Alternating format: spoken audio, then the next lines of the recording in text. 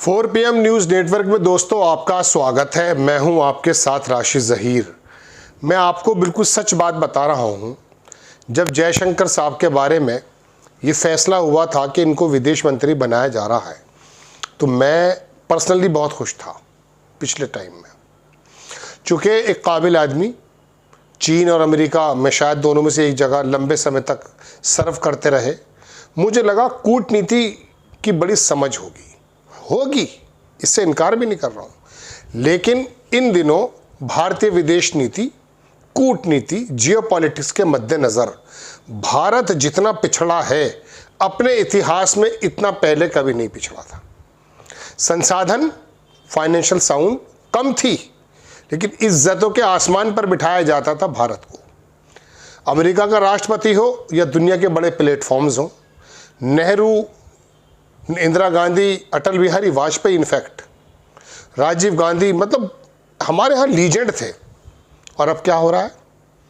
हालात इतने ख़राब हैं कि लाइन में लगना पड़ रहा है एक शपथ समारोह के निमंत्रण को हासिल करने में। नहीं बुलाया जाता। G7 लास्ट टाइम में बुलाता है, वहाँ भी हालात दूसरे होने जा रहे हैं।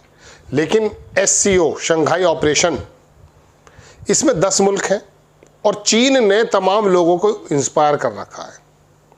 इस बार उसकी ही इसके अंदर सदस्य बनाया उसी का है, लेकिन इस समय वो चेयर कर रहा है।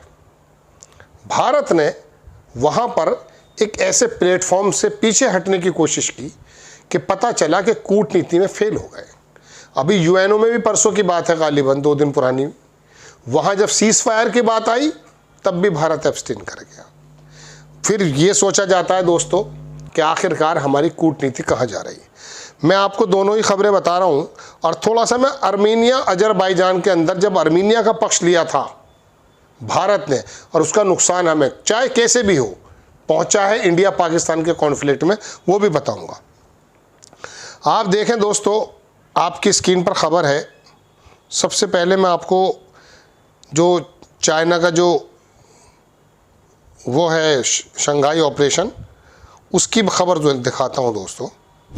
देखिए आपकी स्क्रीन पर खबर है दोस्तों कि इजराइल ईरान संघर्ष पर SCO के बयान से भारत ने किया किनारा।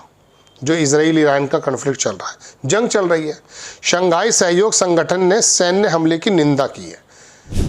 SCO के मध्य पूर्व में बढ़ते तनाव पर गंभीर चिंता व्यक्त की। 13 जून को ईरान पर इजराइल द्वारा किए गए सैन्य हमलों की कड़ी निंदा की। भारत के विदेश मंत्रालय ने कहा कि इस मामले पर भारत की अपनी स्थिति 13 जून 2025 को हमारे द्वारा स्पष्ट की गई थी और वही है। जब नेतन्याहू से बात हुई थी तो उसमें कहा था भारत ने कि बातचीत होनी चाहिए, लेकिन जब बात आती इस बात की है कि आप संघर्ष पर क्या लेते हैं, होना चाहिए, नहीं होना चाहिए, रुक जाना चाहिए, इसकी तरफ पीछे हट गए। हम आग्रह करते हैं कि तनाव कम करने के लिए बातचीत और कूटनीति के माध्यमों का उपयोग किया जाना चाहिए। आवश्यक है अंतर्राष्ट्रीय समुदाय उसी दिशा में प्रयास करे। SCO ने मध्य पूर्व में बढ़ते तनाव पर चिंता व्यक्त की। 13 जून को इजराइल द्वारा किए गए सैन्य हमलों की कड़ी निंदा की है। हालांकि भारत ने ईरान पर इजराइल के सैन्य हमलों की निंदा करने वाले बयान पर शंघाई सहयोग संगठन की चर्चा में भाग लेने से परहेज किया और तनाव कम करने के लिए बातचीत और कूटनीति का आग्रह किया। जब बात ये चल रही थी कि निंदा की जाए कि वहाँ ईरान पर हमला किया है, पूरी दुनिया कर रही है, अमेरिका को छोड़कर, यूरोप के 1-2 मुल्कों को छोड़कर, तो भारत ने क्यों नहीं किया? ईरान का भी रोल बताऊंगा आपको। पश्चिमी एशिया में बढ़ रहा है तनाव। विदेश मंत्रालय ने कहा कि इस मामले में भारत की स्थिति वही है। SCO ने ईरान पर इजराइल के सैन्य हमलों की निंदा की है। जारी बयान में कहा कि शंघाई सहयोग संगठन सदस्य देश मध्य पूर्व में बढ़ते तनाव गंभीर चिंता व्यक्त करते हैं। 13 जून 2025 को इस्लामी गणराज्य ईरान के क्षेत्र पर इजराइल द्वारा किए गए सैन्य हमलों की कड़ी निंदा करते हैं। इसमें कहा गया कि ऊर्जा और परिवहन अवसंरचना सहित नागरिक लक्ष्यों के खिलाफ इस तरह का आक्रामक कार्रवाइयां जिनके परिणाम स्वरूप नागरिक हताहत हुए, अंतर्राष्ट्रीय कानून और संयुक्त राष्ट्र चार्टर का घोर उल्लंघन है। वो ईरान की संप्रभुता का उल्लंघन करते हैं, क्षेत्रीय और अंतर्राष्ट्रीय सुरक्षा को नुकसान पहुंचाते हैं। पड़ोसी सबसे पहले काम आता है दोस्तों।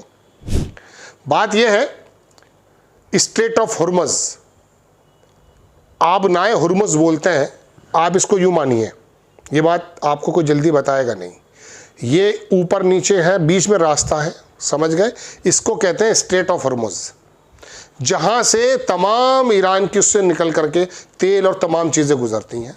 इसी को बंद करने की बात की जा रही, पूरी दुनिया इससे इफ़ेक्ट होने वाली है। चलिए खैर, वो बंद होगी या नहीं होगी, हो गई है, बात की बात है, हम भी इफ़ेक्ट होने वाले हैं। जो $70 का अभी प्रति बैरल पेट्रोल आ रहा है, वो 75 का हो चुका है, 90-95 तक की बात की जा रही है। हम भी इफ़ेक्ट होने वाले हैं, हमारे यहाँ भी महंगाई बढ़ने वाली है। बात यह है दोस्तों, ये जो स्ट्रेट ऑफ हुर्मुज़ है जिसकी बात मैं कर रहा हूँ, ये जब 30 मीटर चौड़ी रह जाती है तो ये पैसे बढ़ जाते हैं, इसमें इसके बीमे बढ़ जाते हैं, वो लंबी बात है। अब मैं आपको, यहाँ तो उसने किनारा किया है भारत ने, अब मैं दूसरी खबर सुनाता हूँ यूएनओ की। जब गज़ा के बारे में, गज़ा से तो कोई लड़ाई नहीं थी, हमास ने, फ़लस्तीन ने जीवन में कभी भारत पर तो हमला किया नहीं है। और दूसरी बात, हमारे ताल्लुकात तो बहुत शानदार रहे हैं यासर अराफात के टाइम। वायर की रिपोर्ट देखिए दोस्तों, इसमें लिखता है कि एट UNGA, जो यूनाइटेड उसकी जो असेंबली थी, उसमें जब बात आई तो भारत ने क्या काम किया, उसको गाज़ा में युद्ध प्रांत वो हो गया, लेकिन भारत रहा दूर। ये खुल नहीं रहा है वायर का, तो मैंने जागरण का खोल दिया है। गाज़ा में युद्ध विराम का प्रस्ताव यूएन में बहुमत से पारित, मतदान से दूर रहा भारत। 193 में से 145-50 के करीब देशों ने समर्थन किया कि इजराइल और फ़लस्तीन यानी कि गाज़ा के अंदर फुल सीज़ फायर हो जाए, ह्यूमैनिटेरियन एड चली जाए। ऐसे में हमारा क्या रोल होना चाहिए था, लेकिन वहाँ से दूर हो गए हम। गाज़ा में लिखा, अखबार लिखता है दोस्तों, मैं दिखाता हूँ आपको, कि गाज़ा में तत्काल बिना शर्त और स्थायी युद्ध विराम की मांग करने वाले प्रस्ताव पर संयुक्त राष्ट्र महासभा में मतदान से भारत ने परहेज किया। 193 सदस्यीय यूएन महासभा में ने स्पेन द्वारा पेश किए प्रस्ताव को बहुमत से पारित किया। 149 मत मिले पक्ष में। इन पक्षों से बिना शर्त स्थायी युद्ध विराम में तो कोई दिक्कत नहीं थी, सम्मान करने की मांग की गई। प्रस्ताव में हमास द्वारा बंधक बनाए गए सभी व्यक्तियों की तत्काल गरिमापूर्ण बिना शर्त रिहाई भी मांग की गई। उनको हॉस्टेजेस को भी छोड़ने के लिए कहा गया जिसको हमास ने बना रखा था। 19 देशों में शामिल था भारत, 19 देशों में शामिल था जो मतदान से दूर रहे। 12 देशों ने प्रस्ताव के खिलाफ वोट दिया। भारत के स्थायी प्रतिनिधि पी हरीश ने कहा कि भारत गहराते मानवीय संकट से चिंतित है, नागरिकों की जान के नुकसान की निंदा करता है। तो फिर शामिल क्यों नहीं होता भाई, फिर शामिल क्यों नहीं होते? जब भारतीय मानवीय प्रॉब्लम्स हैं, मत देखने रहे, बच्चे वो मारे जा रहे हैं और महिलाएं मारी जा रही हैं, दिखाई नहीं दे रहा है भारत को। यूएन के अंदर आप हट जाते हैं, शंघाई ऑपरेशंस आप हट जाते हैं, फिर आप कैसे कह रहे हैं कि बुद्ध का देश है? फिर तो आप इसका मतलब नेतन्याहू को, इसराइल को सपोर्ट कर रहे हैं। ये दोनों खबरें दोस्तों मैं आपको ये बताने आया हूं कि भारत की कूटनीति जमी दो जितनी कभी नहीं हुई है, जितनी कि अब देखी जा रही है, और ये मोदी जी के रिजीम में हो रहा है। आपको खबर कैसी लगी अपनी राय कमेंट्स बॉक्स में ज़रूर दीजिए। चैनल को सब्सक्राइब कीजिए, शेयर कीजिए। नेक्स्ट टाइम मैं किसी खबर के साथ हाजिर होता हूँ। जय हिंद।